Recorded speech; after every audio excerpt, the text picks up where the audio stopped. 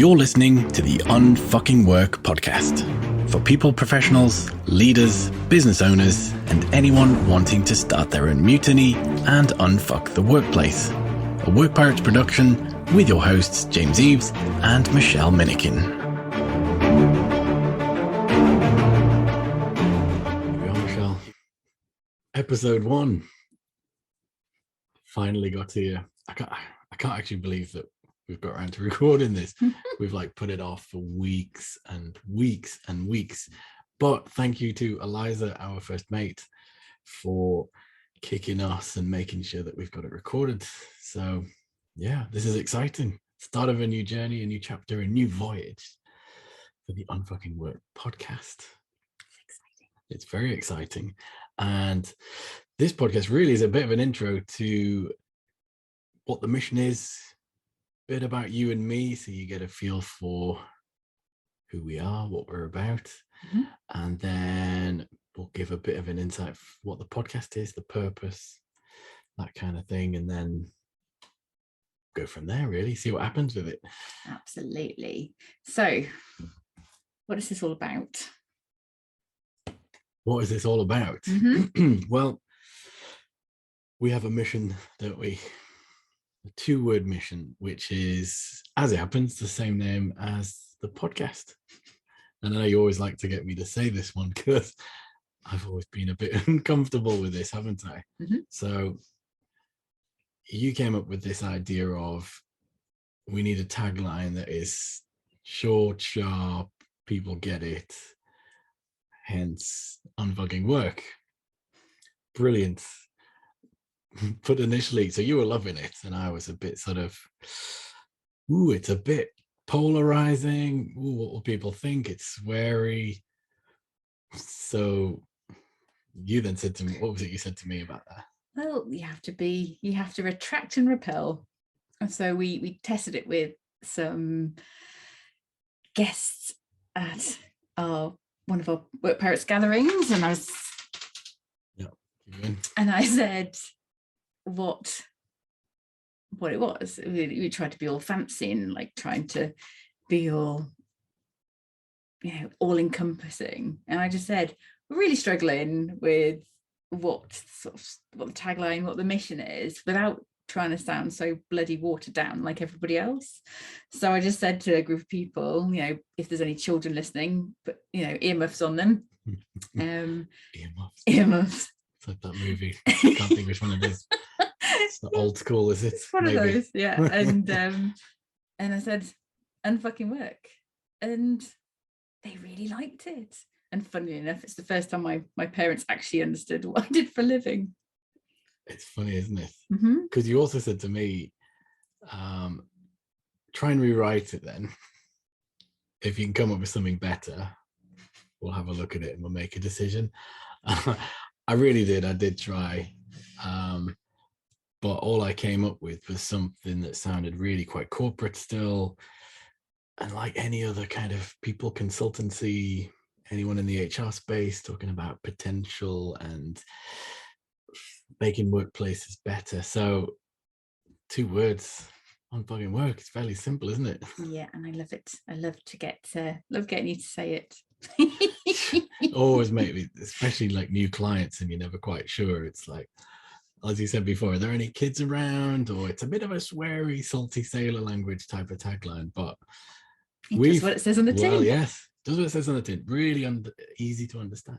And we love the fact that sometimes it's the people that we think are the most professional, and not quite sure what word I'd want to use, but they're the ones that like the sweary bits the most. Yeah. So I quite like that. It's the mischievous ones. Yes. Those who are secretly pirates, want to be part of what we're doing and are warming up to this idea of something's a bit sweary. Absolutely.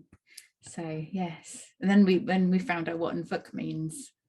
Yeah, so if you look in the dictionary, it's not in the dictionary. Not in the regular dictionary, so it's it might be, we'll have to look. Well, that's a good point, actually. One for the to-do list. But in the Urban Dictionary, to unfuck is to correct a situation or yourself if necessary. I think as well, that's really quite profound. And that's the point of unfucking is not all about going in, smashing stuff up, starting from scratch. It's like, right, we don't need anything and we're going to go from square one. It's just about particular elements, isn't it, within a business. So the fear that people sometimes have is like, oh my God, we're bringing in these people called the work pirates. It's going to be chaos. But really, it's looking at specific problems, challenges, thinking creatively, coming up with a solution, collaborating with people, and then actually making an impact, which is really what it's all about. Absolutely. It's that thing, isn't it, of we don't want to just point things out. It's easy, isn't it? That's shit. That's not working. He's a dickhead. It's like, that's easy, isn't it? It's very easy. So we're not, well, we still want to do that. But here's like, but we can do this. Maybe try this. Here are some ideas. These are things we've done in other places, and here's the impact. And that's kind of really what we want to get from this, isn't it? So it's provocative deliberately. We'll talk a bit about our backgrounds in a little bit. So this is kind of a movement, isn't it? Unbugging work movement. How are we going about that? Lots of different ways. Because we've got two kind of angles at it, don't we? Yes.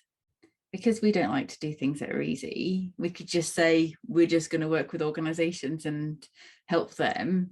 But there are so many people like us that are working in smaller businesses, and there's so much knowledge that's been almost pushed out of organizations because organizations can sometimes break people, and people have set up on their own. And who says that to have a big impact you have to be a big organization with thousands of employees?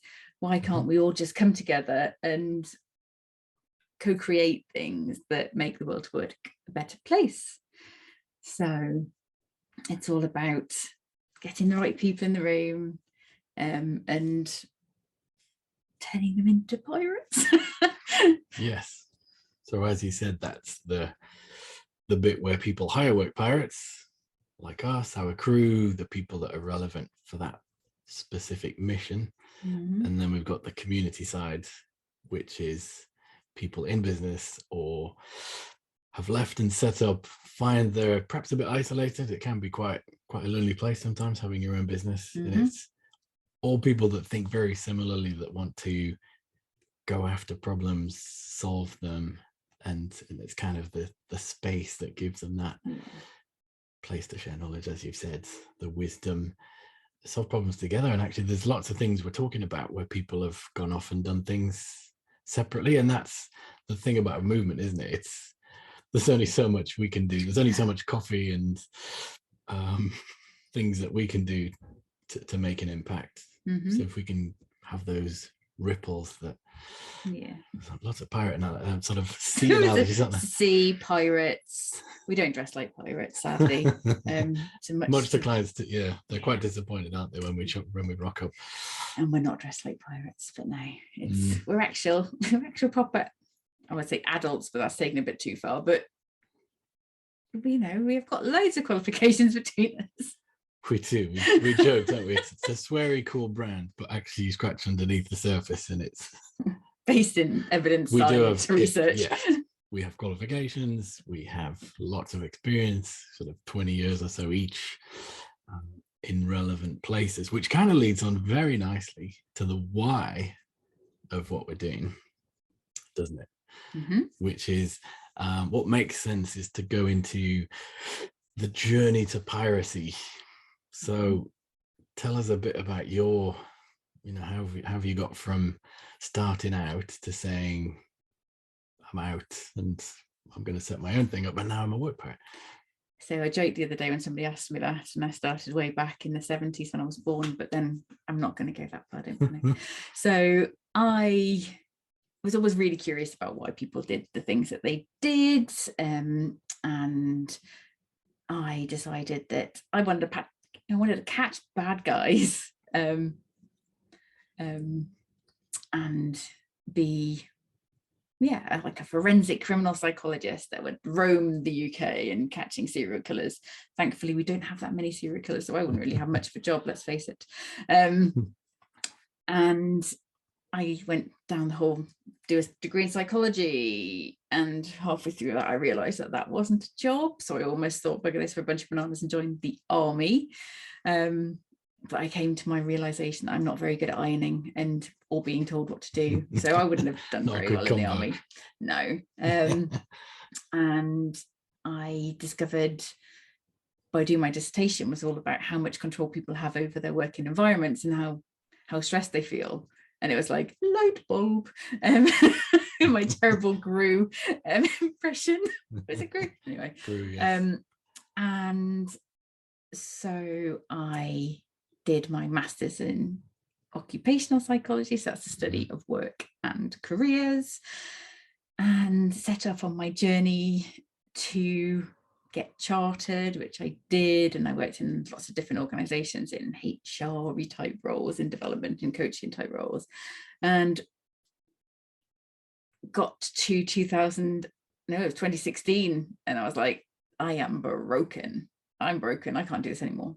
And so I left, and I did what other people do, and I set up a very professional psychology business, and quite quickly lost the will to live, because I didn't have a voice trying to be professional all the time. I'd spent my entire career masking my uniqueness and my strengths and my abilities just to try and be normal and fit in, and didn't work. So in 2018, I met you. It's been about 4 years ago now, yeah. isn't it? Yes. And I say the book, it's always over my shoulder, Be More Pirate. Yes. And I was like, aha, these are my people. I can do something with this. And we started a podcast together, just to see whether we could work together. So we started the Inspiration North podcast, and did 148 episodes of that over the following 2 years. Ran some courses as well, we did. Action for Happiness and all sorts of things. We realized that we could work together, and we did quite like each other. Yes. Just as well. And do you want to tell your bit, and then we can do the Work Pirates bit after that? Could do as well. I mean, in some way, I always struggled knowing what I wanted to do, really. And my first sort of mentor, inspiration, next door neighbor, Duncan, and with the companies he worked for, he worked in marketing, and he got to travel to Brussels and Helsinki. And I just thought, that's what I need to be. Whether it was marketing or not, I just need to be international. So I sort of set out. I did international business and French at university, at Northumbria in Newcastle, in the good old northeast of England, and loved languages, loved connecting with people, and business just was fascinating, all the different aspects. And so I've done lots of things in property, construction, in different countries. I then did a master's in business administration, an MBA, in Stockholm, after I'd worked 4 years in France in the sort of property management and sales space, and then kind of construction into manufacturing, sales roles, project management roles, lots of varied experiences really, in big companies, small companies. And I think my biggest learning was that the masking you mentioned, but also that I was using my strengths, and quite often the places I was less engaged, it was the bigger structures, not really welcome to receiving ideas, new kind of ways of working. And the smaller structures was a better fit. They were much more receptive to ideas, doing things differently. But I think the realization was just, I need to do something myself. Mm. So it kind of took me, well, best part of 20 years really to get out into the world, figure out who I was, and then come back to where I started and think, right, okay, so all these experiences are now really useful for the Work Pirates mission in understanding what works well, what doesn't, what we need to do about that. So it was this summer, it'll be 2 years that since I did the Gallup Strengths Certification to become a coach. And that focus of going from, as we do in schools and businesses, focus on people's weaknesses, to really flipping it around to say, well, what are you good at? How can we get more of that from you? So I now do that with individuals, leaders, managers, teams, and that's kind of part of the Work Pirates offering, isn't it? But funny how it can take so many years to figure out what you really want to do, but you almost need to go through those steps to reach that. And then we, sort of summer 2020, we're sitting up here, me trying to slog out some kind of, I'm like, come on, Michelle, we need some blogs from you. People love your blogs and your videos. But yeah, I totally lost interest in our business. And I went downstairs to get a cup of tea, get a loo, whatever. And I came back, I was like, right, we need a rebrand. We're going to rebrand this. And within 20 minutes, like, Work Pirates. Surely Work Pirates was taken. Someone's got to have Work Pirates. And we did a search on the company's house, the trademarks, and, you know, GoDaddy. And it was like, this is available everywhere.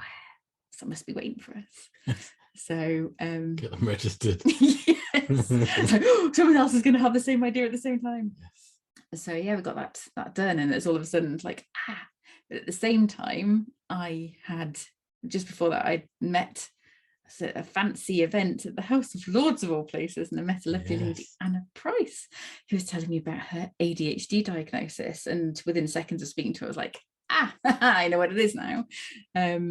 So I went through and I was diagnosed with combined ADHD, and so it's like almost like the world makes sense. The world makes sense. It's like, why can I see things other people can't? Why does certain aspects of organizations like kill me and a lot of other people, but really kill me? So it's like, this makes sense. And that was, how long ago is that now? That was 2 years ago. Yeah. And then what happened to you this year? Oh, so then, as you invariably know, people particularly well with your top strengths, it was like, I'm pretty sure you've got this as well, James. So I went down the route of getting an assessment as well. There's a few months waiting. I took the plunge to just pay for it myself. I was too impatient to wait for a couple of years. And then it was, it's been 3 months since January time, got a diagnosis of inattentive ADHD, so a slightly different version. So it's quite interesting to see how that's exactly what you said about understanding your past, how you've operated in businesses, what that means for getting things done, getting excited about things. And in many ways, it's part of using our strengths, understanding ADHD. It's this dynamic of between us, how we've split our roles, how that plays out in events. It's really, really quite interesting. And humans are fascinating.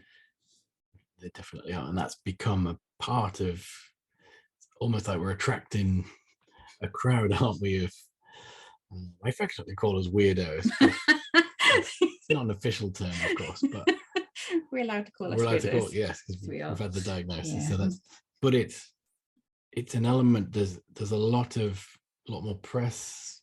I know TikTok's put a lot out, which has increased the wait times, hasn't it? So because people are more aware, and this later diagnosis for many people, particularly women, there's that stereotype of the naughty little boy, and that there are those that are masking. I mean, I would say I was not the naughty little boy So the inattentive type is less hyperactive, less impulsive. So it's gone unnoticed. But it's really fascinating. So there's lots of people we're meeting that are getting a diagnosis. Companies are wondering, how do we support neuro-inclusive recruitment, that kind of thing. So it's really, really interesting. Yeah. And our first podcast guest after us too. Yes, be with Kieran Rose. Talking about all of that stuff, which is really interesting. So tell me a bit more about the podcast, James. Podcast, so we've talked about the mission. Yep. So it's really what we wanted to have is something we talked about, not just pointing at things and saying this doesn't work, this is crap. Bring on relevant people, experts across a whole host of areas. And if you're listening, watching, get in touch, send us what's on your radar at the moment. And it's kind of, the aim is around about a 20-minute sort of format. We talk about a specific issue, what's gone wrong, what could we be doing. So it's something you can digest, think about it, put it in the slow cooker in your head, and then some practical tips to deal with that. So that's the idea with that. It's gonna be about every 2 weeks. So if my memory serves me, it'll be on every other Thursday of the month. Yes, and it is. We're gonna dip in and out of there every few episodes as well, because it's kind of one of those things. We're gonna share our thoughts and experiences and what we've been seeing, what's been going on in the community, in the workplaces, and then things around there. But yeah, excited to start on a new podcasting journey. Very excited. Feels weird because it's like we've done 148, but this is now number 1 again. Yeah, a reset. Yeah, but we're excited about it. Do like, subscribe, share these with whoever you think might benefit from this. Someone doesn't know about us, share it with them. Here's the perfect podcast for that. But yeah, awesome. Pleasure talking with you, Michelle, of course. Yes, I almost made you sit downstairs so we could do this more kind of like a Zoom. So it's not as awkward. No. But I think it's gone all right.